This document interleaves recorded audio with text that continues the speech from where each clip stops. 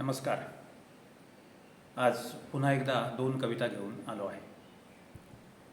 पहिल्या कवितेचं शीर्षक आहे मृग आला. मृग आला शुभदपदानी, मृग आला शुभदपदानी, झाडे सजली नटली.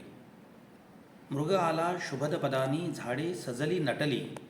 अश्रू भिजले सजल घनाने, दुःखे विरली झडली. मृग आला घनदाट नभानी, मृग आला घनदाट नभानी, सतत धार कोसळली. मृग आला घनदाट नभानी, सतत धार कोसळली. वाऱ्याची आणि लकीर एक रानातून सळसळली. डोंगर दूरचे बुडवून गेले, डोंगर दूरचे बुडवून गेले. धुक्यात नजर भिरभिरली, दूर दूरची क्षितिजे आणि पाण्यात अशी विरघळली. मृग आला सृजन क्षणानी, मृग आला सृजन क्षणानी, बीजे फुगली रुजली. मृग आला सृजन क्षणानी, बीजे फुगली रुजली.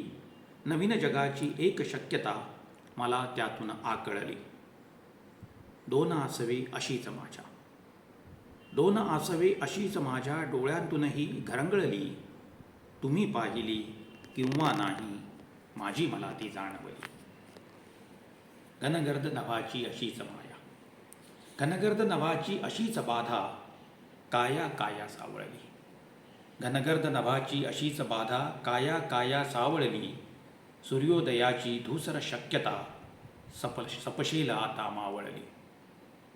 मी क्षितिजे माझी मनातून माझ्या, मी क्षितिजे माझी मनातून माझ्या अलगद अशी सावरली.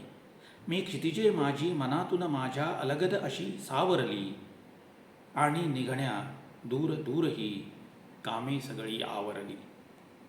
माझ घरातून एक आई, माझ घरातून एक आई, उगाच बिचारी घाबरली.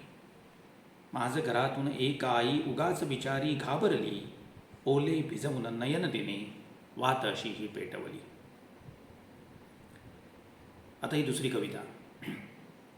कवितेचं शीर्षक आहे आयुष्याचा सोहळा. मृगजळ आपुले जीवन सारे, मृगजळ आपुले जीवन सारे, एक भ्रमाचा भोपळा. मृगजळ आपुले जीवन सारे, एक भ्रमाचा भोपळा. डोंगर पोखरून उंदीर चघळतो, एक सुपारी आवळा. प्रत्येक माणूस स्वतःच समजतो, प्रत्येक माणूस स्वतःच समजतो, येथ जरासा वेगळा. प्रत्येक माणूस स्वतःच समजतो, येथ जरासा वेगळा. त्यालाच कळला अर्थ म्हणून नाच नाचतो आंधळा. कोणी ठेवला कोणा नकळत, कोणी ठेवला कोणा नकळत, देवासमोर कोहळा. गाय मरावी म्हणून आणखी कौल लावतो कावळा. जीवावर होऊन उदार लढतो, जीवावर होऊन उदार लढतो, मर्द मराठा मावळा. पराभवाचे कारण शोधत थकून जातो बावळा. गाणे गाण्या विनवित बसतो, गाणे गाण्या विनवित बसतो, झाडावरच्या कोकिळा.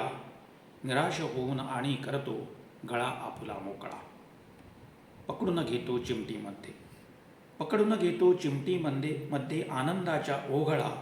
साजरा करतो मिटक्या मारीत आयुष्याचा सोहळा. धन्यवाद.